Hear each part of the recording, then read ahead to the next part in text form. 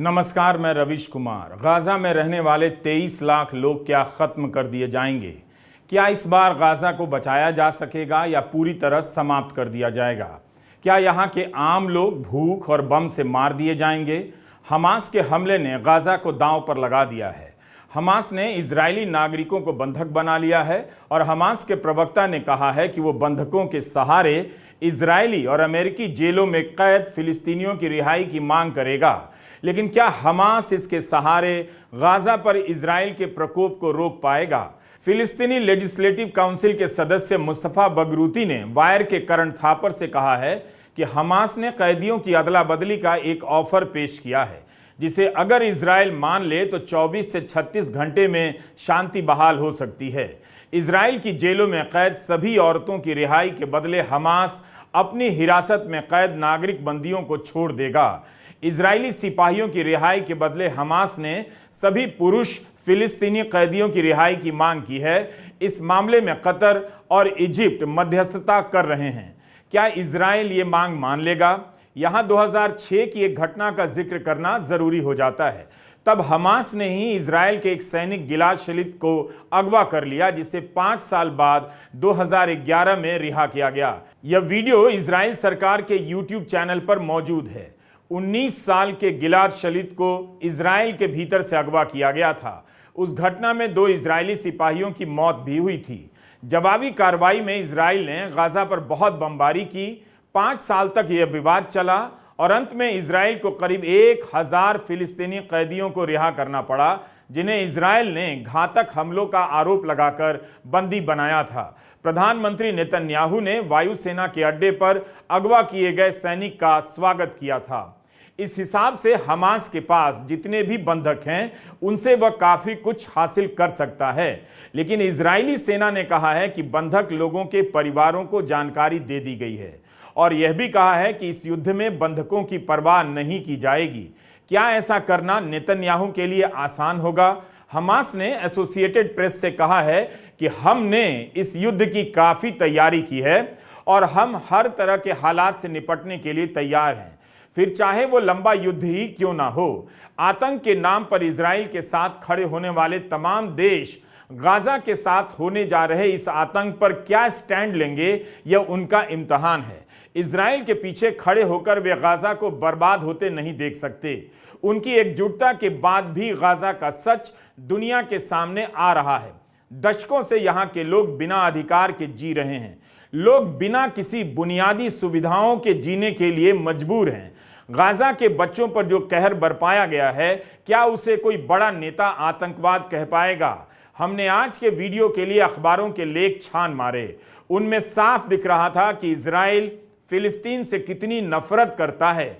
यकीन ना हो तो नेतन्याहू सरकार के आंतरिक सुरक्षा मंत्री का बयान आप देख लीजिए, जिसे रॉयटर्स ने छापा है। इसी साल जनवरी की एक खबर है कि नेतन्याहू सरकार के आंतरिक सुरक्षा मंत्री ने पुलिस को आदेश दिया कि सार्वजनिक स्थलों से फिलिस्तीनी झंडे हटा दिए जाएं। उनका ही बयान है कि फिलिस्तीन का झंडा लहराना भी आतंकवाद का समर्थन करना है। दुनिया हमास की कार्रवाई को लेकर 2 खेमों में बंट गई है। आतंकी कार्रवाई कहे या फिलिस्तीन का स्वतंत्रता संग्राम। मगर आप देख सकते हैं कि नेतन्याहू के आंतरिक सुरक्षा मंत्री की नजर में आतंकवाद क्या क्या है।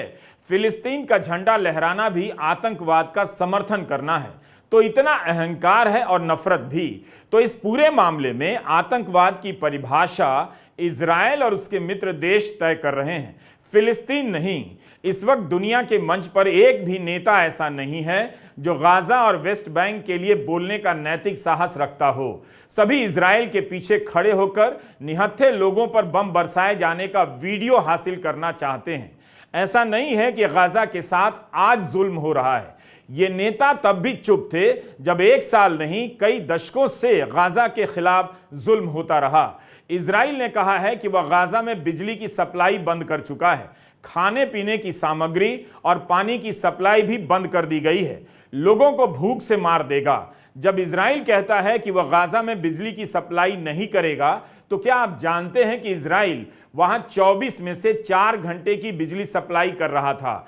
इजराइल गाज़ा को बिजली देता नहीं है, गाज़ा को यह बिजली खरीदनी पड़ती है।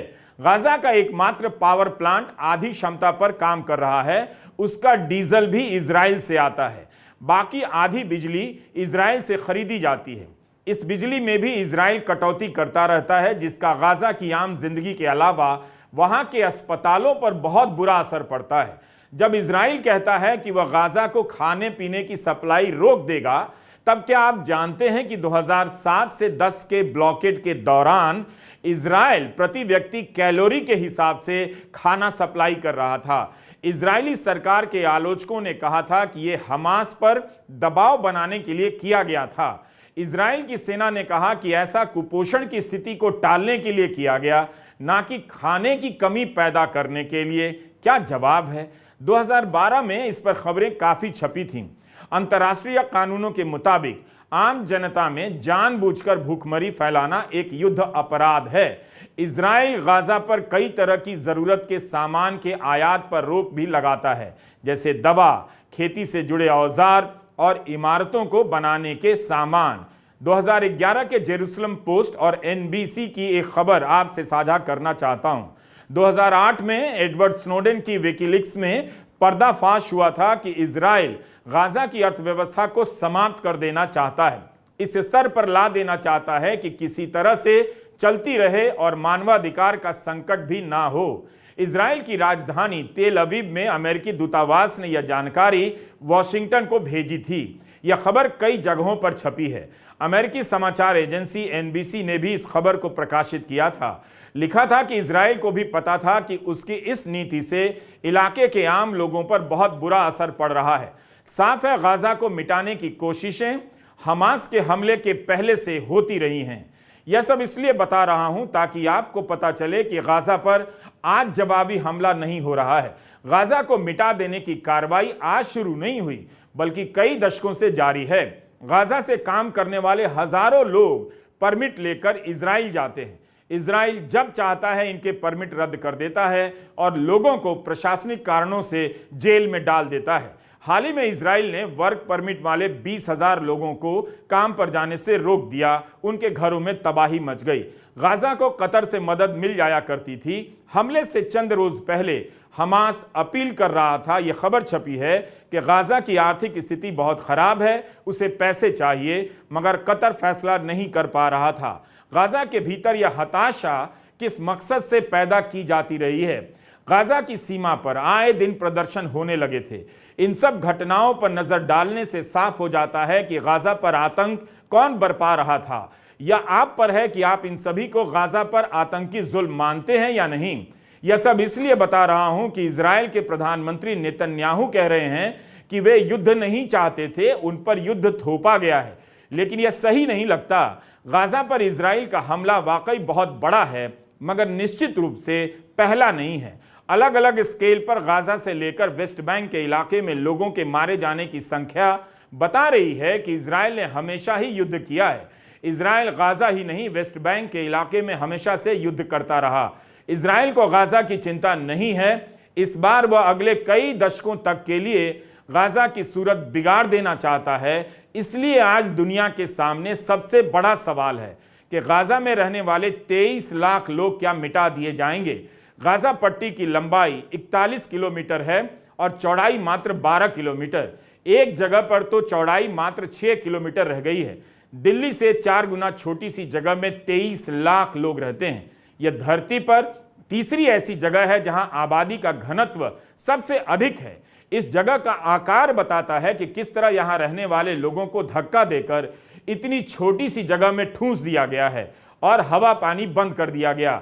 इसलिए इसे दुनिया की सबसे बड़ी खुली जेल कहा जाता है। इजराइल लोगों से कह रहा है कि वह गाजा छोड़ दें, मगर यह नहीं बताता कि छोड़कर कहां जाएं, किस रास्ते से जाएं। क्या इजराइल उन्हें अपनी जमीन से कहीं और जाने का रास्ता देगा? उन्हें कौन संरक्षण देगा? संयुक्त राष्ट्र ने तो यह भी कहा है कि इस समय जो लड़ाई हुई है वो शून्य से पैदा नहीं हुई, बल्कि दशकों तक फिलिस्तीन के इलाके के कब्जे की स्थिति से पैदा हुई है। यह वो बयान है जो इजराइल के प्रधानमंत्री नेतन्याहू के बयान की अपने आप आलोचना कर देता है। नेतन्याहू ने कहा कि हमने युद्ध नहीं शुरू किया, लेकिन अब हम इसे खत्म करेंगे। यह बयान न केवल इस मामले में बल्कि ऐतिहासिक रूप से भी गलत है। नेतन्याहू को पता है कि गाजा के सभी 23 लाख लोग हमास के समर्थक नहीं हैं और ना ही हमास के लड़ाके हैं, जबकि गाजा के ही कई लोगों ने मीडिया से कहा कि वे ना तो हमास के सदस्य हैं और ना ही फिलिस्तीन अथॉरिटी के। लेकिन प्रधानमंत्री नेतन्याहू के लिए गाजा का खात्मा अनिवार्य हो गया है। हमें देखना चाहिए कि कैसे पिछले कुछ समय से नेतन्याहू गाजा को छोड़कर वेस्ट बैंक के इलाके में मामले को उकसा रहे थे। क्या यह अपने आप में आतंक नहीं कि वेस्ट बैंक में फिलिस्तीन के लोगों को 565 तरह के चेक पॉइंट और मानव निर्मित अवरोधों जैसे रोड ब्लॉक, ट्रेंच और बैरियर से गुजरना पड़ता है। यहां के लोगों को अस्पताल तक जाने में कई घंटे लग जाते हैं। क्या यह आतंक नहीं है?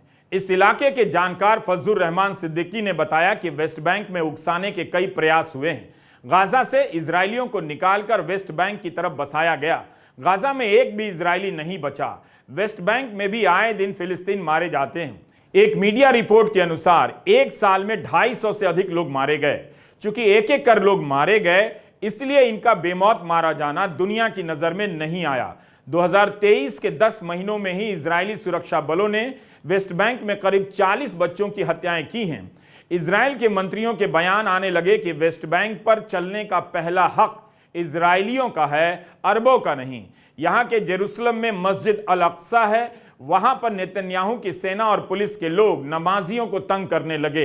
इस तरह से सारा ध्यान वेस्ट बैंक पर था ताकि यहां तनाव पैदा कर इजराइल के लोगों को सुरक्षा के नाम पर नेतन्याहू अपने पीछे एकजुट कर सकें।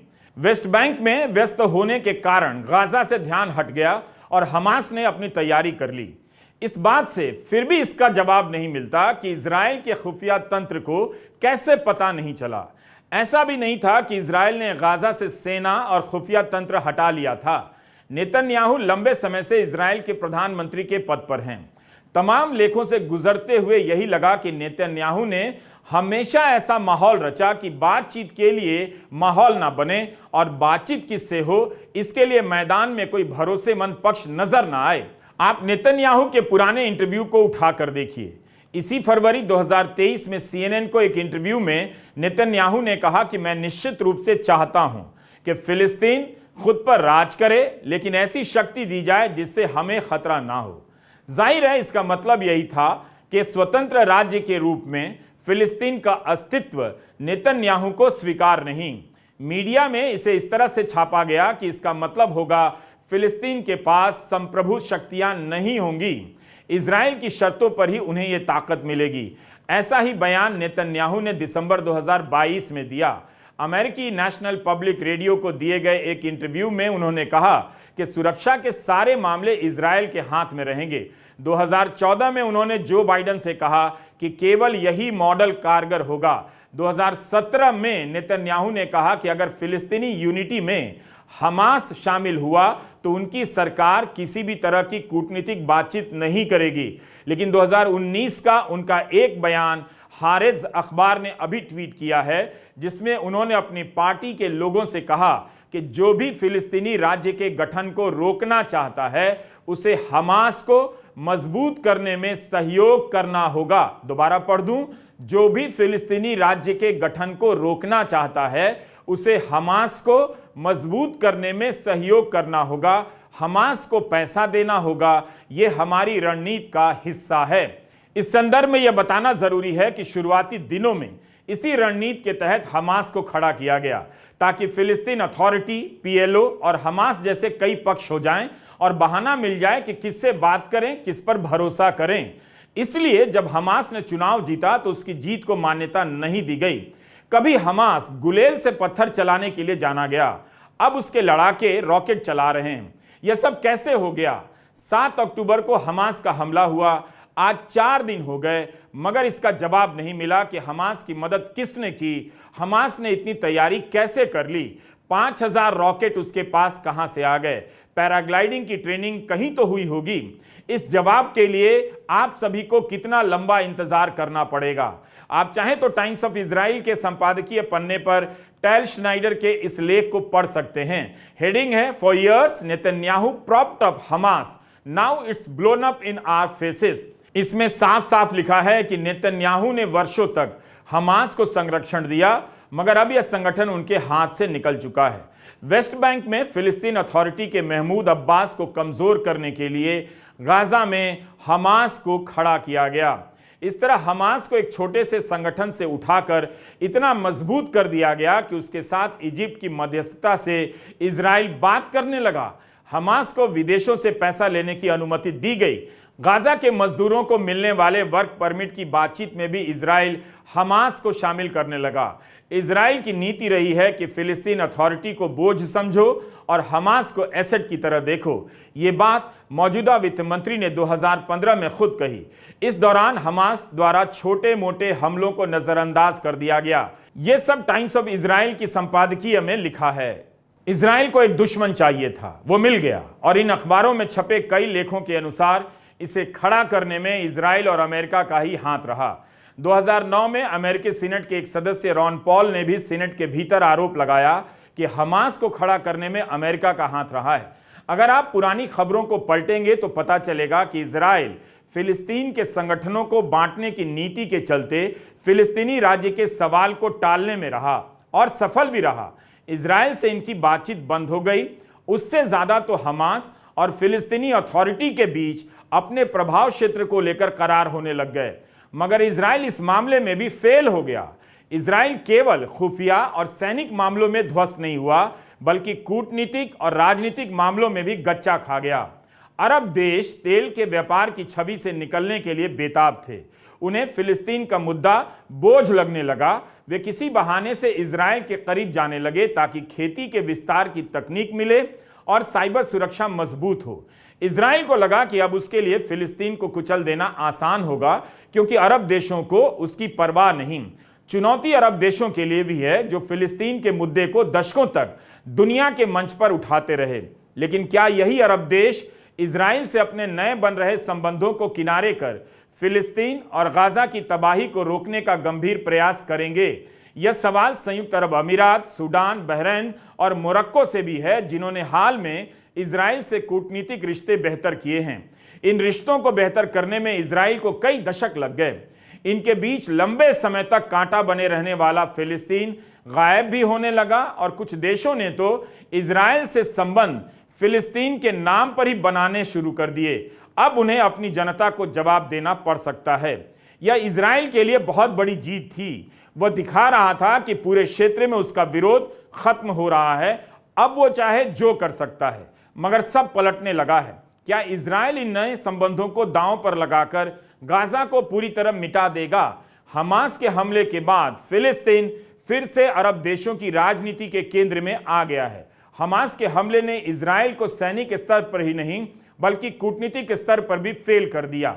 यह जरूर है कि ज्यादातर अरब देश इजराइल के साथ खड़े हैं, मगर मोरक्को, लीबिया, संयुक्त अरब अमीरात और सऊदी अरब की जनता फिलिस्तीन की रट लगा रही है। संयुक्त अरब अमीरात, इजिप्ट, कतर, तुर्की और सऊदी अरब ने हिंसा को रोकने की मांग की है। ये सभी देश उसी भौगोलिक क्षेत्र से आते हैं जहां पर इस हिंसा के फैल जाने की आशंका है। सऊदी अरब ने फिलिस्तीनी लोगों की मांग को दुनिया के सामने उठाया और हिंसा को रोकने की मांग की। कतर ने भी हिंसा भड़काने के लिए इजराइल पर आरोप लगाए हैं। सालों से उनके अधिकारों के हनन और अल अक्सा मस्जिद में इजरायली बलों द्वारा बार बार घुसपैठ का हवाला दिया गया। हमले के बाद तुर्की ने मध्यस्थता का प्रस्ताव पेश किया, जिसे लेकर तुर्की में इजराइल के राजदूत ने कह दिया कि अभी मध्यस्थता की बात करना जल्दबाजी है। तुर्की के राष्ट्रपति एर्दोगन ने इजराइल के राष्ट्रपति आइजैक हर्जाग से कहा है कि गाजा के लोगों पर एक मुश्त हमला करने से स्थिति और खराब होगी और इलाके में हिंसा का चक्र बढ़ता जाएगा। तो एक तरह से फिलिस्तीन को किनारे कर अरब देशों को साधने की इजराइल की कोशिशें फेल हो गई हैं। इजराइल की इस राजनीतिक और कूटनीतिक असफलता पर कम बात हो रही है। यही कारण है कि वह अपने टारगेट को केवल गाजा तक सीमित रखना चाहता है। वह गाजा को मिटा देने के लिए ललकार तो रहा है, लेकिन जैसा शुरू में लगा था कि वह इस इलाके में अन्य देशों पर भी बरस पड़ेगा, ऐसा नहीं हुआ। हमास के पीछे ईरान और लेबनान के होने की खबरें आई थीं, मगर अब इजराइल की सेना ने कहा है कि इस बात के कोई ठोस साक्ष्य नहीं है कि हमास के हमले में ईरान का हाथ था। ईरान के विदेश मंत्रालय ने हमास को समर्थन देने से इनकार किया है। इस बीच अमेरिका से पेंटागन के प्रवक्ता ने कहा है कि हमले में ईरान का हाथ है, लेकिन कोई ठोस सबूत नहीं है। तब फिर हमास के पीछे कौन है, किसने उसे इतने संसाधन उपलब्ध कराए? ये तमाम जानकारियां आपको समझने में मदद कर सकती हैं कि गाजा में क्या चल रहा है और गाजा को दबाने या मिटाने की कोशिश क्यों हो रही है। आप यह भी देखेंगे कि वेस्ट बैंक की फिलिस्तीन अथॉरिटी कमजोर पड़ चुकी है। विरोध या प्रतिरोध की कोशिश केवल गाजा से हो रही है। रूस ने हमास की निंदा नहीं की है, लेकिन कहा है कि इस मामले में सबसे भरोसे का समाधान यही होगा कि साथ का साथ फिलिस्तीनी राज्य का गठन कर दिया जाए। 10 अक्टूबर की शाम रूस के राष्ट्रपति पुतिन का भी बयान आ गया कि इजराइल और हमास की लड़ाई मध्य पूर्व में अमेरिका की नीतियों की नाकामी को दर्शाती है। पुतिन ने कहा कि एक संप्रभु फिलिस्तीनी राज्य का गठन आवश्यक है। पुतिन का कहना है कि दुनिया में शांति कायम करने के जितने भी प्रयास चल रहे हैं उन पर अमेरिका अपना एकाधिकार रखना चाहता है। अक्सर उसने ऐसे समझौतों को नजरअंदाज किया है जिससे दोनों पक्ष सहमत होते हैं। अमेरिका ने फिलिस्तीन के हितों को अनदेखा किया। रूस ने यह लाइन लेकर इजराइल और अमेरिका दोनों को मुश्किल में डाल दिया है। रूस का कहना है कि वह दोनों पक्षों के संपर्क में है। चीन ने हमले की निंदा नहीं की है। विदेश मंत्रालय के प्रवक्ता ने कहा है कि चीन को फिलिस्तीन और इजराइल के बीच लड़ाई से नागरिकों की मौत का दुख है। नागरिकों पर हमले को गलत बताया है और फिलिस्तीन के मुद्दे पर ऐसे उपाय की अपील की है जिसमें सभी पार्टियों की मांगें सुनी जाएं। हमले के बाद पहले बयान में चीन ने तुरंत युद्ध विराम की बात कह दी। उस बयान में चीन ने हमास का नाम नहीं लिया और स्वतंत्र फिलिस्तीनी राज्य की मांग को दोहरा दिया। इस बयान पर इजराइल और अमेरिका ने चीन की निंदा कर दी। नेतन्याहू कूटनीतिक से लेकर रणनीतिक असफलताओं से घिर गए हैं। वे भले टीवी पर दहाड़ रहे हों, मगर उनकी असफलता ने इजराइल की प्रतिष्ठा को लंबे समय के लिए चोट पहुंचाई है। यह दाग हर तरह से कमजोर गाजा को खत्म कर देने से नहीं मिटने वाला। हमने आपको 9 अक्टूबर के वीडियो में बताया कि नेतन्याहू भ्रष्टाचार के आरोपों में घिरे थे। विपक्ष हमलावर हो रहा था। सुप्रीम कोर्ट से सजा का भय सता रहा था। वे सुप्रीम कोर्ट पर लगाम लगा रहे थे। जनता नेतन्याहू के खिलाफ सड़कों पर उतर रही थी, इसलिए वे सभी को साधने में लग गए। हमास के हमले ने नेतन्याहू के पीछे फिलहाल सभी को एकजुट कर दिया है, लेकिन अंतिम रूप से नहीं। ऐसा नहीं कि नेतन्याहू से इस वक्त सवाल नहीं हो रहा है। पश्चिमी मीडिया या भारत के गोदी मीडिया में यह बताया जा रहा है या नहीं, आप देख सकते हैं, लेकिन इजराइल के एक बड़े अखबार हारेत्ज का संपादकीय गौर करने लायक है। जंग के माहौल के बीच यह अखबार अपनी सरकार की धज्जियां उड़ा रहा है। इसकी पहली लाइन है कि इस समय इजराइल डिफेंस फोर्स के चीफ ऑफ स्टाफ की मानसिक स्थिति कैसी होगी, क्या वे इस लड़ाई के योग्य भी हैं। भारत में इजराइल के सैनिक तंत्र की बात करने वालों के बीच हारेत्ज अखबार का यह संपादकीय पढ़ा जाना चाहिए। 9 अक्टूबर के संपादकीय में रोजल एल्फेर ने लिखा है कि चीफ ऑफ स्टाफ को पता है कि देश के इतिहास की इस सबसे बड़ी सैनिक असफलता के जिम्मेदार वही हैं। वे इजराइल की रक्षा करने में असफल रहे हैं, लेकिन यह नाकामी से भी ज्यादा है। यह ऐतिहासिक अनदेखी का मामला है। कोई इस तरह के अपराध बोध को अपने भीतर कैसे पचा सकता है? क्या खुद पर बहुत गुस्सा होगा? उसके अहंकार को धक्का लगा होगा कि पूरे जीवन की साख मिट्टी में मिल गई। क्या चीफ ऑफ स्टाफ में युद्ध करने का हौसला भी बचा होगा? यह संपादकीय बताता है कि युद्ध के इस माहौल के बीच में भी एक अखबार अपनी सेना के प्रमुख की इस तरह से खिंचाई कर सकता है। इसलिए केवल यह मत देखिए कि कमजोर और निरीह गाजा पर बम गिराने के वीडियो साझा कर इजराइल कितना ताकतवर लग रहा है, यह भी देखिए कि उसके पीछे उसकी हार कितनी बड़ी है और दीवारें कैसे दरक रही हैं। इस संपादकीय में सेना के 3 बड़े प्रमुखों का जो हाल किया गया है, उसके बारे में हिंदी के दर्शकों को नहीं बताया जा रहा है। अखबार ने तो यहां तक लिख दिया है कि इजराइल की जनता को इसका प्रमाण दिया जाना चाहिए कि सेना के ये 3 बड़े ओहदेदार पेशेवर और मनोवैज्ञानिक रूप से अपना काम करने के लिए सक्षम हैं या नहीं। भारत में इजराइल के नाम पर फर्जी राष्ट्रवाद का बाजा बजाने वाले इस संपादकीय को पढ़ लें, सांसें फूल जाएंगी। और अभी रुकिए, प्रधानमंत्री नेतन्याहू के बारे में हेराज अखबार लिखता है कि उनकी मानसिक स्थिति कैसी है। हम सभी को उनके व्यक्तित्व के बारे में पता है। उस हिसाब से यह माना जा सकता है कि उनकी अंतरात्मा को फर्क ही नहीं पड़ रहा होगा। वे इस हमले के लिए जिम्मेदार हैं या देखने योग्य ही नहीं हैं। आगे की पंक्ति अंग्रेजी में पढ़ देता हूं, भयानक है। हेराज़ लिखता है कि we should not be trusting the judgement of a megalomaniac, one who must now realize that his dreams of greatness have been shattered and his life's work has gone down the drain. Hindi में यही मतलब हुआ कि हमें एक सनकी पर भरोसा नहीं करना चाहिए। हेराज़ अखबार ने नेतन्याहू के बारे में लिखा है। इस संपादकीय को पढ़कर आपकी आंखें खुल जानी चाहिए। अपने मोहल्ले के उन देशभक्तों को ठीक से समझ लेना चाहिए जो इजराइल के इस अखबार से भी ज्यादा नेतन्याहू भक्त बने हुए हैं। ईश्वर को छोड़कर नेताओं की भक्ति की इनकी आदत हर दिन मूर्खता की ओर धकेल रही है। हमास के हमले से इजराइल की बौखलाहट समझी जा सकती है। आयरन डोम और मिसाइलों के तंत्र के वीडियो जारी कर सुरक्षा को लेकर उसने दुनिया के स्तर पर जो धारणा बनाई थी वो अब ध्वस्त हो गई है। फिलिस्तीन के मुद्दे के लिए लड़ने वाले जानते हैं इसके पीछे उनका इतिहास है। जब भी इस तरह का हमला होता है दुनिया उनके मुद्दों को लेकर बातचीत के लिए मजबूर होती है। ओस्लो से लेकर मैड्रिड समझौते में यही हुआ।